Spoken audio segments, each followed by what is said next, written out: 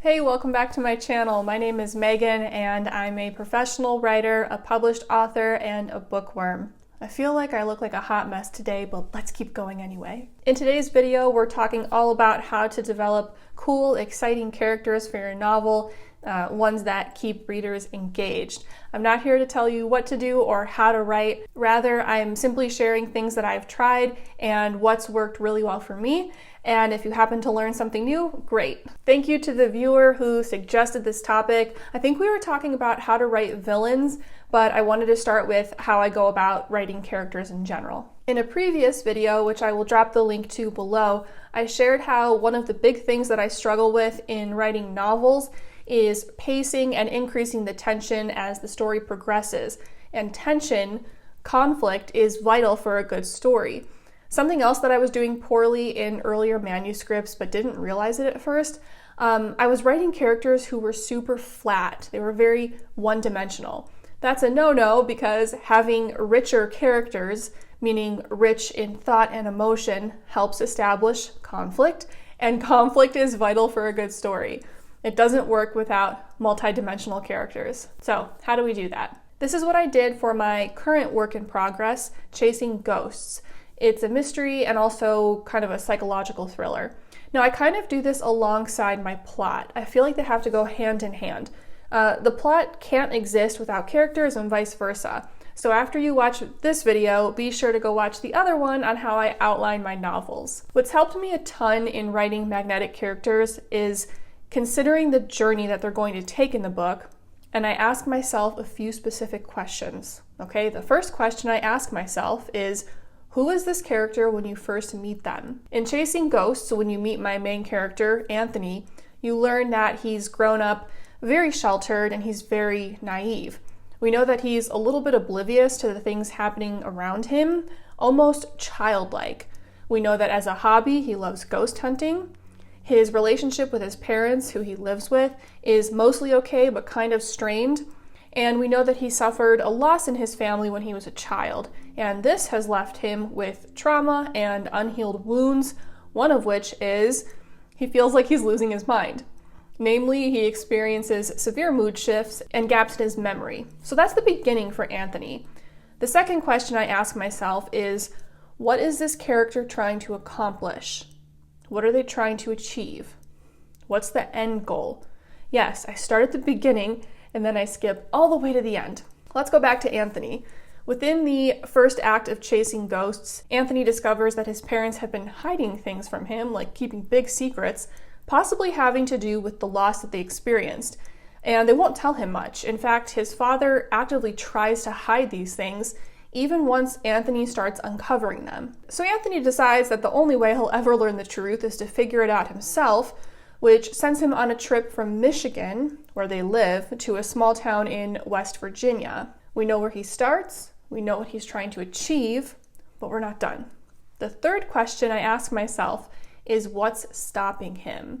This is where we introduce more conflict. There should be obstacles at every stop along the way, and as a writer, I also have to raise the stakes. Now, in the beginning of the story, Anthony might not have a ton to lose, but by the end, he needs to be at risk of losing everything. As the story progresses, he's got to be thinking, man, I have to figure this out or I'm screwed. Bad things are going to happen and this whole thing is going to explode. The stakes get higher and higher. So, what's stopping Anthony or what's getting in his way, thus making it harder and harder for him to uncover the truth? Well, as the story progresses, he does indeed get closer to the truth, and his mental state continues to deteriorate. The gaps in his memory are getting so bad that sometimes he can't remember what he last did or how he got here, which means he doesn't really know what the next step is. Also, there are people around him actively trying to stop him for various reasons. On top of that, the few relationships he has in his life become more strained as the story goes on, so much that by the end of the story, he's almost on his own entirely, with gaps in his memory and mood swings. So you see how there's this crescendo where by the end, or by the climax rather, the situation is way more dire than it was in the beginning, which is what I need to keep the reader flipping the page. At this point, let's recap. We know where Anthony starts, we know what he's trying to achieve, and what's making it feel almost impossible. Now, I'm a very visual person. It just helps me get clear with my thoughts. So what I then did was, on a blank sheet of paper, I created a timeline for Anthony and I split it into 4 parts. Act 1, Act 2, Part 1, Act 2, Part 2, and Act 3. And if this looks familiar, it's because I shared this with you in my previous video about outlining the plot of the manuscript. Now in this case, it's the same thing, but I'm only focusing on Anthony's journey, not the plot in its entirety. Now what I do is I begin with where Anthony starts, the climax, and where it ends, where he ends. These are usually the easiest things for me to plug in. And I'll just jot down a little blurb or a few words to essentially know where he's at that point.